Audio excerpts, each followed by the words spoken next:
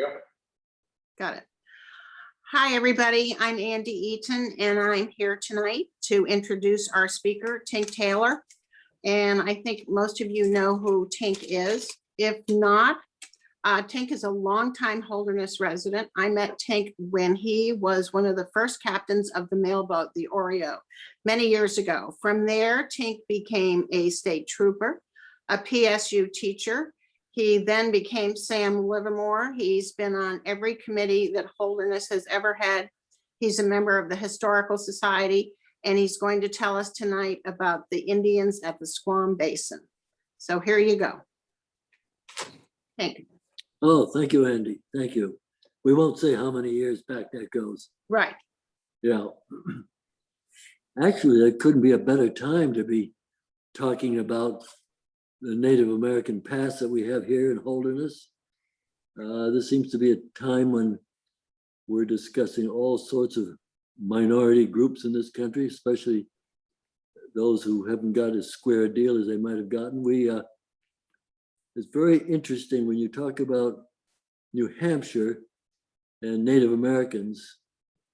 Actually, the term Indian is sort of going out now. Christopher Columbus thought he had arrived in India, and so therefore they became Indians, but now it's Native Americans, or if you're in Canada, they're the indigenous people, several names, and they like to go by their tribal and federation names. So we call them Abenakis or Kawasaks or Micmacs or Penobscots or whatever state you're talking about. It's very curious that of all the states in the Northeast, New Hampshire is the only state that doesn't recognize a Native American group, family, or tribe. In Vermont, of course, you have the Skokies, which is a part of the Abenaki Nation. In Maine, you have the Kennebecks, you have the Penobscots, you have the Micmacs. They're recognized. In Quebec, of course, they recognize the Crees. And we go over to New York to the west, and it's the Mohawks. So for some reason or other, New Hampshire's never found the time or the wherewithal to name or to recognize, actually is the word, a Native American group. I think there's a bill in the legislature every 2 years to do this, and it never makes it out of committee. Senate Bill 111, I think, is in this session, and I don't expect it to go anywhere. I don't know what it is, but the state has never been that amenable to recognize Native Americans. I have a favorite quote from Professor Colin Campbell, who teaches Native American history over at Dartmouth College. Remember, Dartmouth College was founded to educate the Indians, so that's why Dartmouth is there. But I love this quote, and I think it sort of wraps up where we've been with this whole thing in New Hampshire all these years. And we're going back a long, long time. Quoting the professor, New Hampshire rarely comes to mind when people think of Indian country. With the exception of some Indian place names and a vague notion that Dartmouth was founded for Indians, New Hampshire tends to suffer from collective historical amnesia when it comes to our Native American past. And really it is. I mean, you don't hear an awful lot on it. And just very recently, including the acquisition of the Squam Lake dugout from the Museum of the Shelburne over in Vermont, have we really had much of a discussion on the natives that were here? If you can believe the archaeologists and the carbon dating that was done, especially at the Science Center, when they discovered all of those artifacts over there, we're talking 4,000 years ago. There was no Holderness 4,000 years ago. As a matter of fact, there was no Holderness for the longest time, but they were here. And at the Science Center, they discovered, I get my facts straight here, they discovered about 21 what's called circular hearths. A circular hearth is like a pit, charcoal pit, rounded with stones, a circle of stones. It's where they sat around and cooked and kept warm and everything. And they found that many of them. And if every hearth that was discovered by the archaeologists had, say, 3 or 4 families, we're talking 4 times 21. These were the number of families that were living alongside Davison Brook on the grounds of what today is the Squam Lake Natural Science Center. So they were here. They were here. But I think it was the arrival of this dugout from the Shelburne Museum. They called us in the dead of winter in 2019 to say that they were in possession of a dugout, Native American dugout, that was been documented that it had come from Squam Lake. How would we like to have it back? So Linda Federer, the president of the Historical Society, said, of course we would. The one condition was you people have got to figure out a way to get it back here.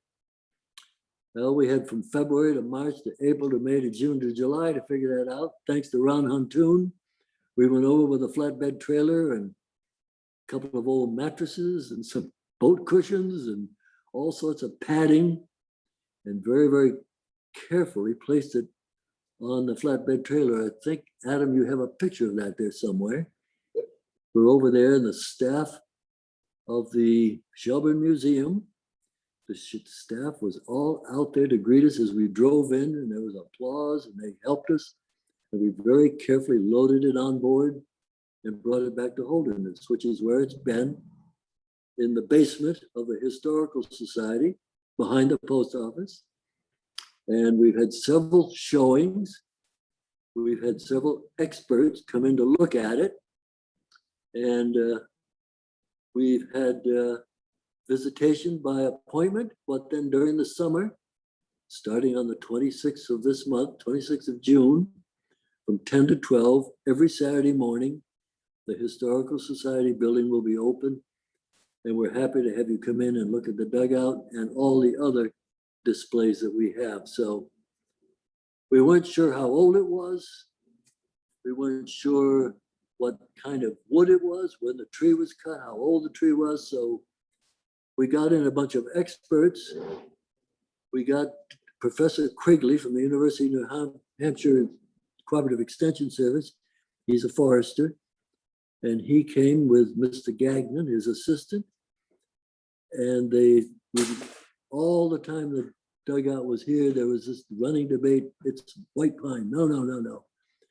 I've seen 100 of them. This boat is made out of spruce. And then the next one would come in the next day. No, I'll stake my reputation on it. It is definitely white pine. We went back and forth until Professor Quigley came up with it. They actually came up with a microscope and took samples and blew them up and looked at them, and one way or the other turned around. He said, I'll stake my profession on this as the fact that that is white pine. And then I said, well, white pine, that's good. How old a tree is it? So they started counting the annual rings. And you're talking about from the photographs, you can see this thing is sort of rounded at each end. There's a big, big knot in it. There are some places where the knots have fallen out. But with the use of the microscope and a very fine tip, they were actually able to date the tree at 226 years of age when it was felled by the natives. It was cut down. Okay, but now when was that? The Paleo Research Institute of Golden, Colorado was recommended to me by Mark Dubalowski, the state archaeologist. We have a new archaeologist in New Hampshire. He's very, very much into Native American. He's been a big help. We've got digs going around all over Holderness. And he said, well, you go to Paleo Institute out there in Golden, he says, you send them a sample of wood and they will date it for you. You'd be very, very careful that you don't just take any piece of wood. You want a piece of wood which was the last growing part of the tree before it was cut down. The cambium layer, which is right underneath the bark. First you have the bark, and immediately under the bark is what's called the cambium layer, which is the last growing layer of the tree. They carbon dated it, and I will not go into the details of what's involved in carbon dating it. Boy, it is complex. We're talking 300 or 400 degrees below zero for the sample to get rid of all the moisture. Then we're talking about roasting it to get rid of any metal filings that might be in it from the saw from taking the sample. And they said, well, within 5 or 10 years, that tree was cut in the mid 17th century. More closely, it was 1660 when that tree was felled. It's a very interesting time because in 1660 was when the English were just starting to enter the area. They're just starting to explore the area. But first, of course, you got the fur trappers, then you have the explorers, then you have the king's surveyor arrives, and then you have the colonists arrive, all in that order. And this is about the time that a lot of the natives were saying, you know, guys, I think we're going to be outnumbered here very shortly. There goes the neighborhood. And most of them, not all of them, but most of them repaired to Quebec, to a place that we call St. Francis. They refer to it as Odanak. And believe it or not, they're still up there. It's about 20-minute drive south of Montreal. They're still up there, and they are the descendants or the great-great-great-great-great-great-great-grandchildren of the natives who lived in Holderness, and not just Holderness, but all around the area. As some of you may know, the findings at the Weirs Beach, Odanakakan as it's called, Weirs Beach, right there at the beach, Endicott Rock, channel going through into Paugus Bay, was an enormous discovery, maybe the most significant discovery in all of New Hampshire, at least for the late Archaic and early Woodland period, and maybe that before that. That's sort of number one, but the discovery at the Science Center is tagged as the second most significant discovery of Native American artifacts ever in New Hampshire. That does not exclude two paleo sites. Paleo means that's as far back as you can go, 12,000 years. Two paleo sites we have in New Hampshire. One is in the Keene area, and that was excavated by Professor Robert Goodby at Franklin Pierce. And the other one is up in Jefferson, along the Wild Amanuset River up in Jefferson. They found a campsite there with several federal fire pits, and they carbon dated the charcoal, they carbon dated the artifacts. And both of those sites go back to Paleo. So that was about the time that the glaciers were starting to retreat, were starting to downmelt, starting to go back. So they've been around here for a very, very long time. Let's see, our dugout, of course, so I'll speculate.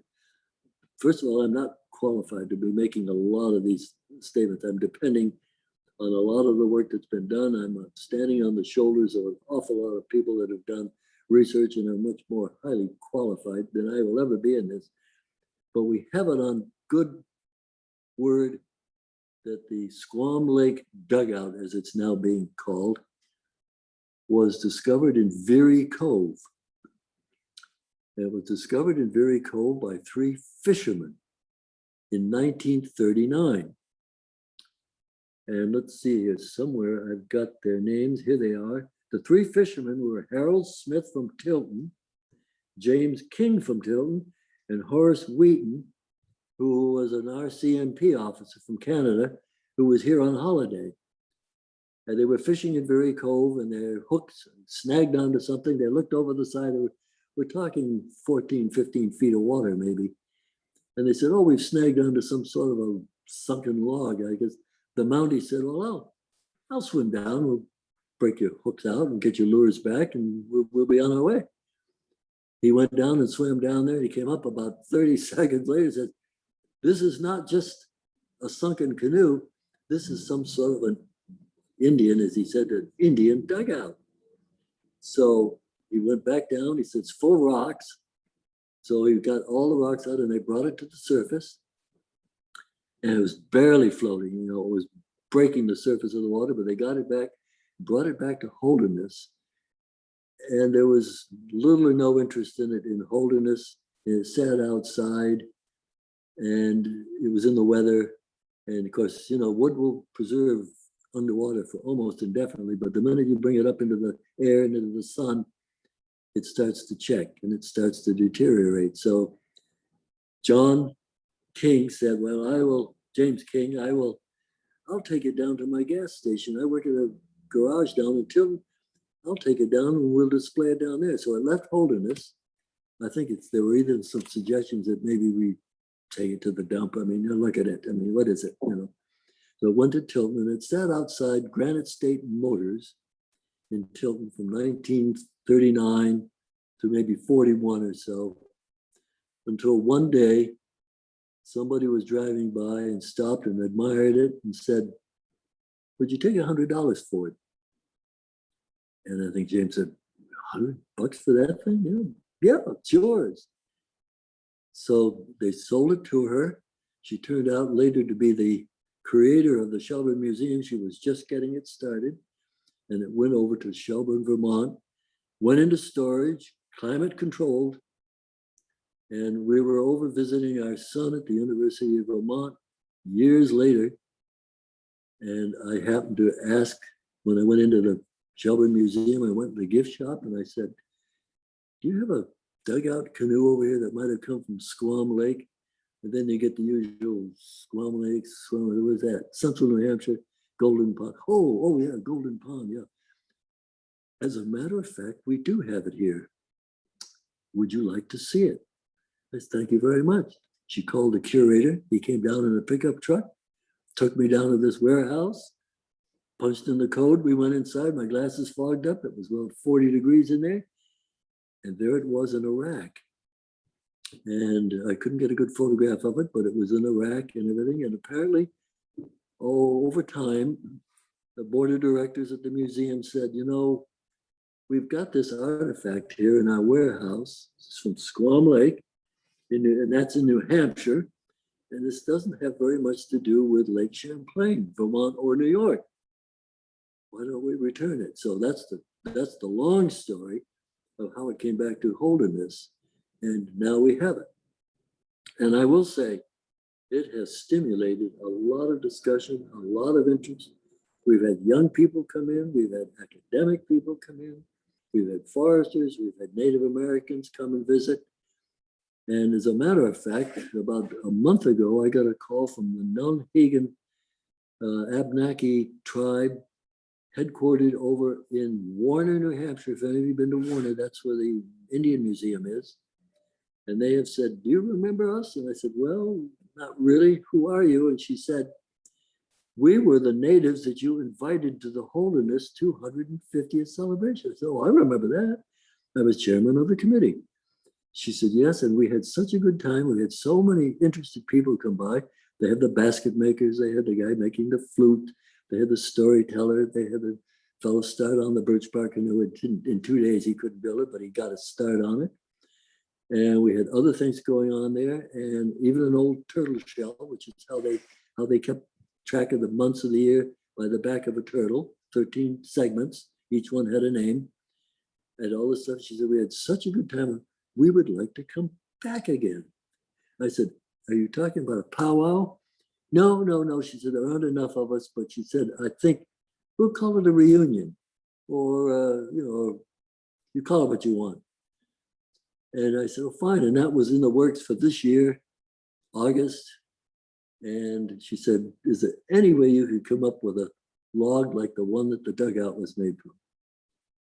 Well, yeah, I guess so. I mean, how big does it have to be? Well, 12 or 14 feet long, 36, 38 inches in diameter. I said, wow. It just so happens I was logging my property out on Route 113 at this time. And I had Wade Reed from Rumney. Some of you probably know Wade. He's a big time logger. He said, I will donate a log. He cut one that was about 13 feet long. We think it weighs 15 to 1,600 pounds.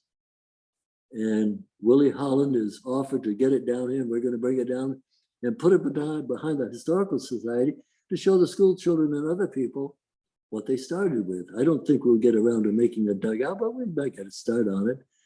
So this is the kind of interest that getting this dugout back to Holderness has stimulated. And we have people writing articles, and there are articles in our newsletter, and I'm getting calls from places like Hopkinton.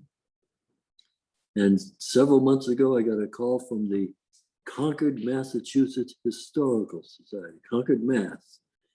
And they said, we're in the process of renovating our museum here. And we have a lot of beautiful showcases, secure, beautifully made, but they don't fit. Would you like them? We got Wilt Twombly to go down there, and you got 4 of them for us. So now we have a way to display the artifacts. And the artifacts in Holderness, other than the canoe itself, which of course is sort of the ultimate artifact, are spear points, arrowheads, mortise and pestle, chips, shards from pottery. Some of it is made out of rhyolite, which is not available here. So somebody was coming over from Maine. I think even at the Science Center discovery, they found oyster shells. Oyster shells on the shores of Squam Lake, really? No, they were trading with the natives on the seacoast, probably sending them maple syrup in exchange for oysters. And you get down into these pits. Is one of the pictures you got there, Adam, is showing the kids, the young people, by the way, love this stuff. It's like a crime scene thing.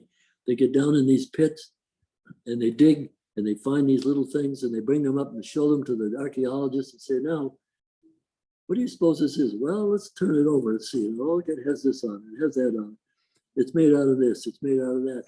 And the whole thing is it becomes a guessing game as to what these various artifacts or implements were used for. We know that the dugouts were made with, if you can believe this, stone tools. The natives had no metal. Back when this dugout was fashioned from a log, it was done with stone tools. There's a little question out there that maybe they had a little bit of copper sharp edge, but the copper would have come to them by way of the British, who would have brought that with them, but we don't know. But when you see the dugout here in Holderness, you will see how crudely it was made. And so there they are, and they've got these artifacts. When we dug these, the Nielsen property was a wealth of artifacts. Mary Elizabeth found all sorts of things there, all the years that she was working in her garden. She used to say to me, every time I go out to turn my garden over in the springtime, I come up with another arrowhead or I come up with another spear point. It's amazing. The sidewalk to Chesley's store, the general store, it was Chesley's in that day, when the State Department of Transportation was doing that job, putting the sidewalk down, they found a wealth of stuff. And under federal law, under the Indian Protection and Repatriation Act, when you're using federal money on a construction job, highways, sidewalks, whatever it is, and you come across any native artifacts, you're required by federal law to shut the job down for 90 days. So for 90 days, you shut it down, and that triggers the archaeologists. Virginia Bunker came in from Alton, and Bob Goodby came back from, some of these people came back from the Science Center dig. And the Science Center dig had to shut down for 90 days too, because they were using federal money for the boat launch and for the boat trailer parking lot, and they had to relocate Route 113. They had to move it over. So that shut that project down for 90 days. So this is what happens, and this is how we found things. At Livermore Falls, which is now a state park. It's the most recent, the newest state park in New Hampshire. There, Mark Dubolowski and some young people under a program they call SCRAP have been digging down, and they're finding, so far they're finding shards and pieces of granite that have come off when you're making something out of granite, like an adze or an axe or a hatchet, and you're making it with a granite head on it, you have to slice away. They actually understood the grain of granite, how the grain runs in granite. And you would slice it, you'd strike it, you'd strike it. Until you had an edge on a piece of granite that was sharp enough you could shave with it. Can you imagine? So this is how they made the dugouts, with these granite tools. And so We've yet to find one of them, but they have found some in New Hampshire. So those are a rare find, but we do have artifacts all around. In the Ashland, where the brook runs in, I can't think of the name of it right now, right there by the covered bridge. Owlbrook. Owlbrook. Our Owlbrook flows into the Squam River. They have found artifacts. And if we were ever to dig down at the entrance to where the Squam River flows into the Pemigewasset River, as a matter of fact, I think David Rules has told me that they have in the past, they have found some artifacts there, but that should be a major site. That could be very significant. The natives often went to these delta areas where the rivers would flow together. As you know, the Pemigewasset flows all the way down to Franklin, where it meets the Winnipesaukee River coming in from Laconia. Two rivers come together, and that forms the headwaters of the Merrimack. Flows all the way to the Atlantic Ocean. But the natives very much favored, as they did at Livermore. And of course, it was usually, the name of the game was fish. Fish were available. And they speared the fish. And of course, they speared. Hello? I think Cece has a question. Go ahead. Cece? Hi, I was wondering if there's been any conversation with any Abenaki people about returning the dugout canoe or artifacts to them for them to care for and enjoy. Yes, we are. We're communicating with them every couple of weeks or so. The group over in Warner. I'm trying to think of her name. There's a woman over there who's she is sort of the historian. I don't seem to have her name right here, but it will come up shortly. And they are very interested. There's a thing now called the Abenaki Trail. It's a new program. They're going on the road with it. And they're already putting together some programs. As a matter of fact, they're either tuning into this to find out where I'm in error, or they're going to get a recording of it. And they just want to tell their story. And this seems to be the time to do this, because suddenly there's an awareness of not only the Native Americans, but the other minority groups that we've had in this country for years and years and years. And many of them, as we know, got shortchanged. And now, the so-called Federal Bureau of Indian Affairs, which is has jurisdiction over the tribes, mostly in the Midwest and the Southwest, comes under the Department of the Interior. And Deborah Halland, who's a Laguna Pueblo Indian, has just been named by President Biden as the Secretary of the Interior. So for the first time in the history of our great nation, we have a full-blooded Indian in charge of the Bureau of Indian Affairs. And if that isn't a radical change from the past, there's many, many other things happening. My wife and I were out during the winter. We went out to Warren, of all places. We'd heard that they were putting on a big feed. The local snowmobile club, they have a clubhouse there. They're having an outdoor cookout in the dead of winter. We go out there, come on. We said, let's go out there. It's a good chance to break out of this COVID thing. And we went out there, got to talking to members of the snowmobile club.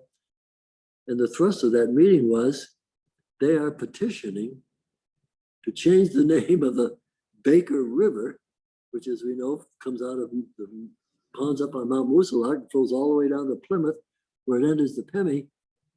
They want to change the name of the Baker River to its original name, which is the Esquamchamakey.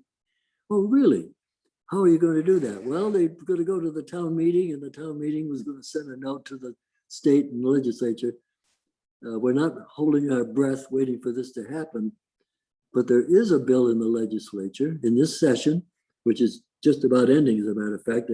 They're into reconciliation between the House and Senate versions right now.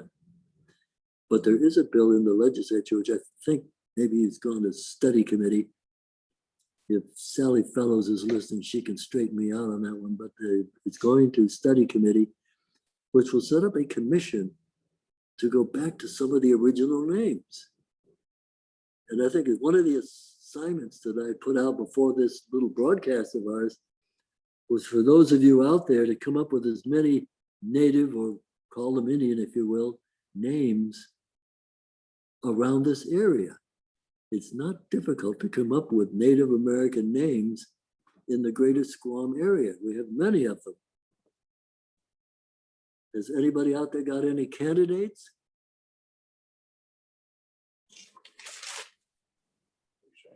How about Tamajawasset? Does that sound like a Native American name? That's good. How about Paugus? Paugus was the great Indian chief over in the Freiburg area, the Pequot chief, Paugus. We have camps around here named Paugus. Winnipesaukee, that certainly has to qualify. Let's see, the Pennacook tribe, which was around the Concord area and south. That was, I'm trying to think, the chief over there was Passaconaway. And his son, who took over as chief of the tribe, was Wanlancet. And we have Ossipee, and we have Kanasetka. And what other names have we come up with out there? Should I wait a couple of minutes to see if you can come up with some others? Has chimed in. Mary Ann, put your mic on. Mary Ann, you're mute. Mute? I don't think that qualifies as an Indian name. Okay, I got it. No. Chicorowa. Oh, yes. And you've all heard the legend of Chikarawa, which is being questioned by some of our native research people, that it never really happened, but there was a long, and it's written up in Rachel Carley's book on the history of Squam. What are the native names? You see, as we go up the Baker River Valley, the Esquamchamakey River, what would be some names up there? Let's see. Certainly not Hayrule. As Kanasatka. Kanasetka, of course. Kanasatka. Moosalaki. Moosalaki. Is somebody writing these down? We're trying, well, no. New say that again, New Biscuit?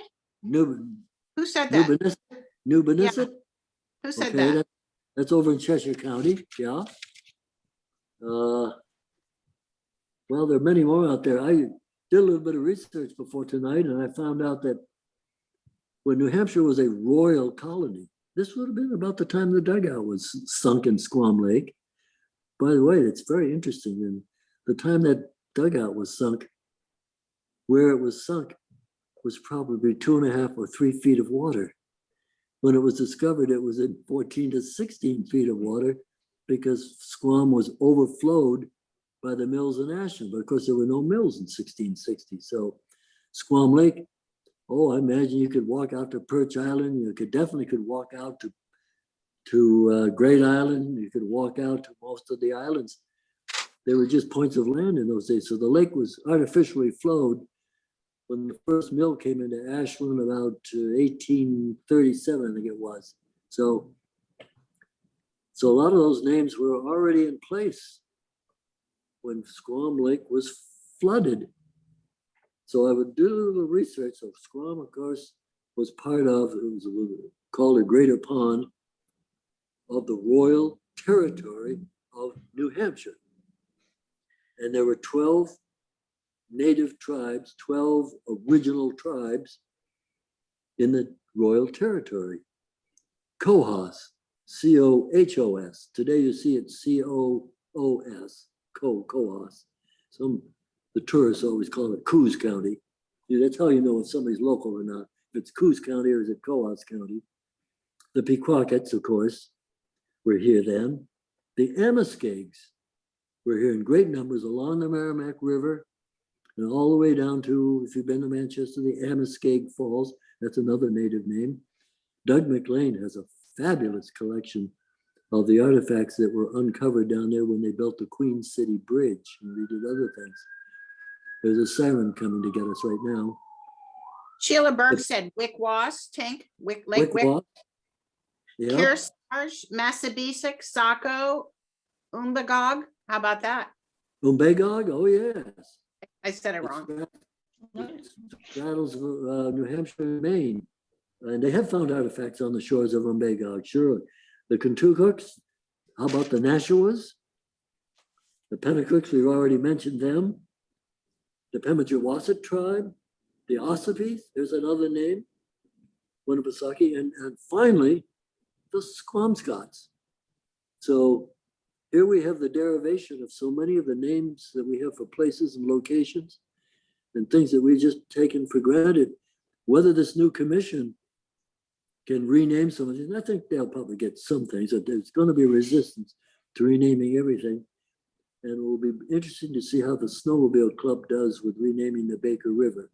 Baker River, named after Thomas Baker, 1712, came up here from Haverhill, Massachusetts, and massacred a small community of people living in what would be now the Plymouth area.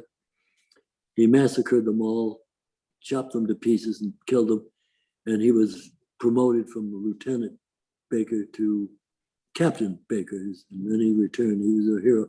And that at that time they renamed the river. So these are the kinds of things we don't want to forget, but we have to ease around them, including the eugenics, Indian eugenics project in Vermont.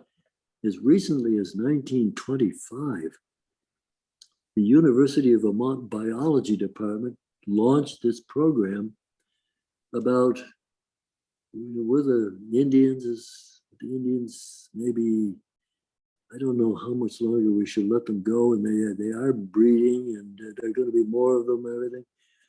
And to think this came out of the University of Vermont, of all places. We think of Vermont as being a little more progressive socially, but it didn't go too far. But the only place you will not see it in the history books, you will read about it in a master's thesis by a historian who's getting a master's degree at the University of Vermont.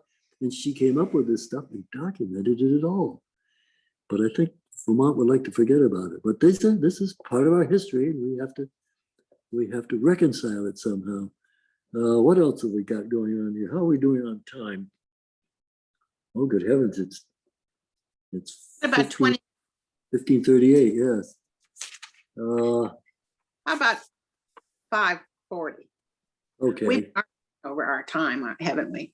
Well, what are we allowing, an hour? Yep. Okay. A little bit more on it would be nice to get the Science Center dig going again. It would be, yes. Adam has a question. Who has? Adam, was that you? Nope. Adam's sitting right here with me. He's mute. Yeah, Jim Warren. Go ahead. We wanted to know, will the people that participated in the 2050 powwow come back again? Thank you. You mentioned it and we didn't quite catch it. Yes, they are. It's the same group that wants to come back again. They were so well received. And we did a little informal questionnaire when that 250th celebration was over.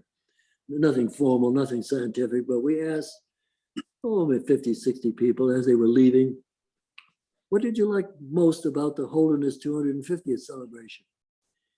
About 9 out of 10 would say, oh, the Mattatuck Fife and Drum Band. Oh, God, they were fabulous. Oh, God. Coming down the river in those boats, rumpa-dumpa-dump, and fifing everything, wearing their colonial costumes and everything. By the way, it's America's oldest, significantly and continuously organized band. They played at the surrender at Saratoga in New York when the British surrendered.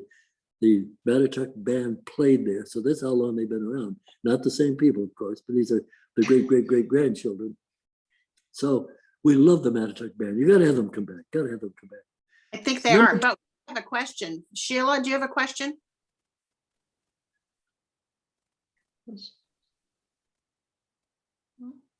The number two response was, oh, you've got to invite the Indians back. We had such a good time down there. I couldn't get my daughter away from them.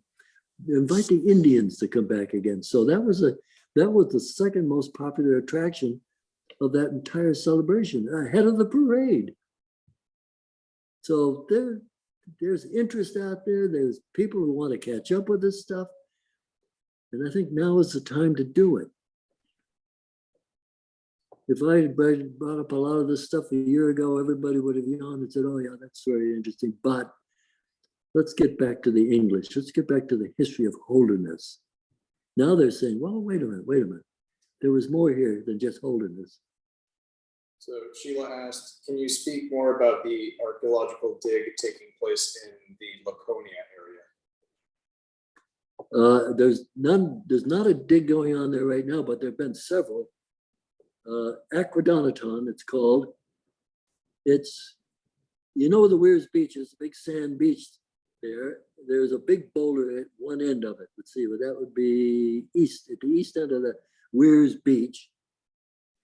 At the end of the boardwalk, there's a large boulder called the Endicott Rock, which strangely enough was the northern border of Massachusetts at the time. Governor Endicott, Massachusetts. That was the northernmost border of Massachusetts.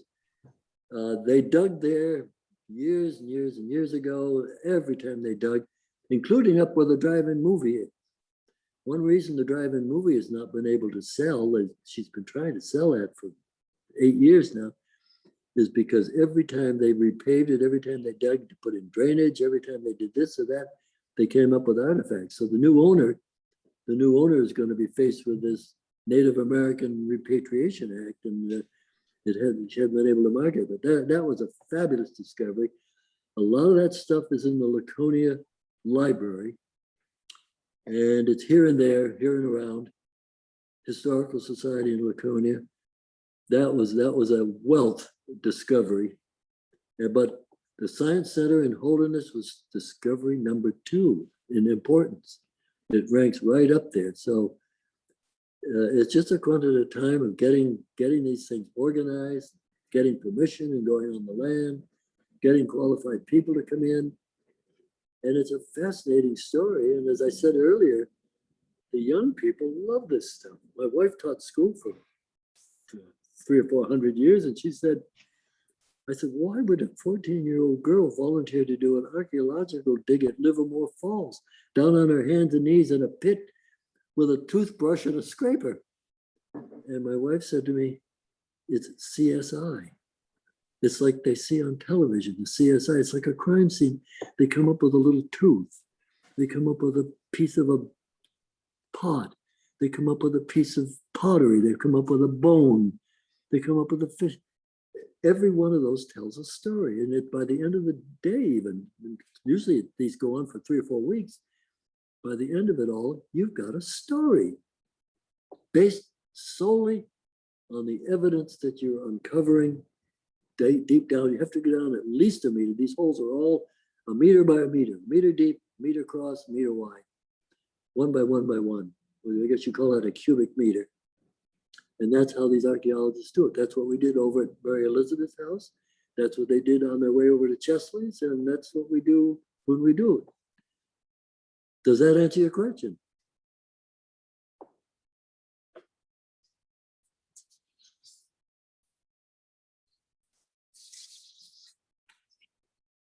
I've got to ask some questions here because I think I'm starting to run dry. Mary Ann has one. Mary Ann. Okay, I have, actually, it's a comment, but it's might lead to questions. In October, sorry for saying Plymouth, but the Plymouth Historical Society is hosting a woman who's a professor at Amherst. Her name is Lisa Brooks, and she is partially Abenaki. And her father was from the Pemigewassuts, and she's going to talk about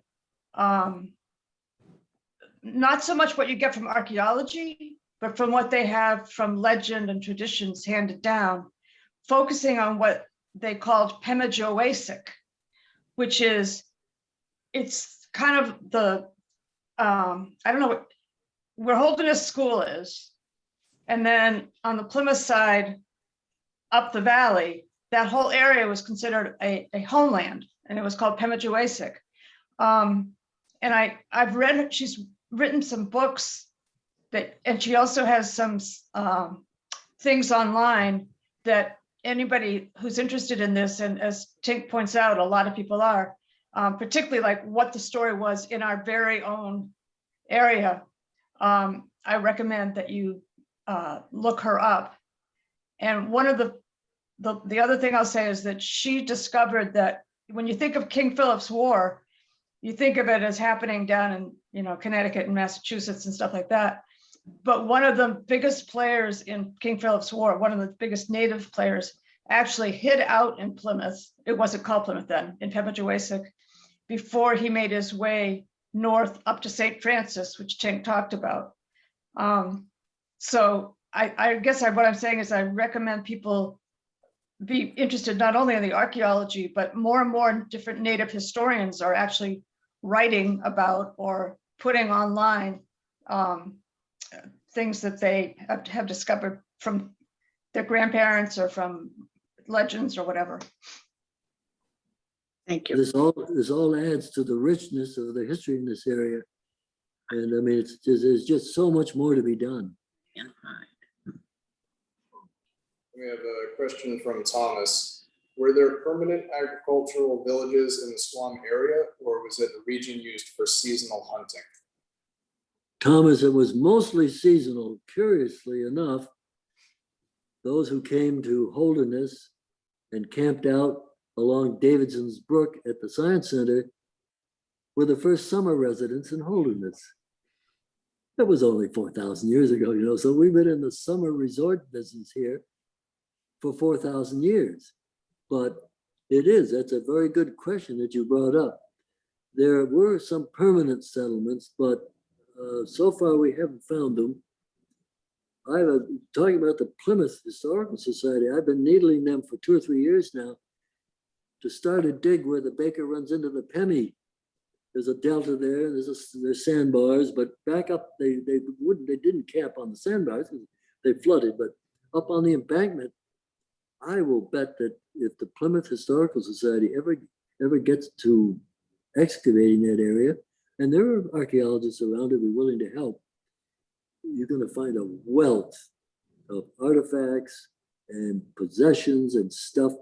Maybe some of the stuff that Thomas Baker came up when he massacred the village that lived there. So that's a project worth doing. But yeah, it seems like you can almost wander around through the towns and you can look around and you say, if I were native and I were here 400 years ago, if I were here 4,000 years ago, I would put my camp there, you see. And then 8 times out of 10, you're going to be right. It's very interesting to go around with archaeologists. Rob Goodby, if you ever get a chance to hear Robert Goodby, Franklin Pierce College, who's an authority on New Hampshire native, as is Professor Colin Campbell over at Dartmouth College. But if you go around with these archaeologists, sort of like drilling an artesian well, you sort of wander around on a piece of land and you say, well, let's see now. How about over here? Well, yeah, but this flooded from time to time. Okay, well, how about over there? Well, those trees are very, very old, and they wanted a southern exposure. They wanted this and that. And they had animals that they wanted fishing, drying the fishing on racks out in the sun. And after about 15 minutes, you can say, right here. They had to be right here. And 8 out of 10 times, you're going to be right. It's amazing how it works. It's like drilling the well. The well driller comes out and says, where do you want it? I said, well, you're the expert. You tell me where it is. You're gonna do any divining? Are you gonna do any geothermal? No. Where do you want the well? Right there. Okay. And they drill and they find water. So there's some baguette and bagad that goes with it. But once you start finding these things, you do need expertise. You need people who do this. And we may be creating a whole new generation of young people who are getting in archaeology. Can you imagine a whole generation of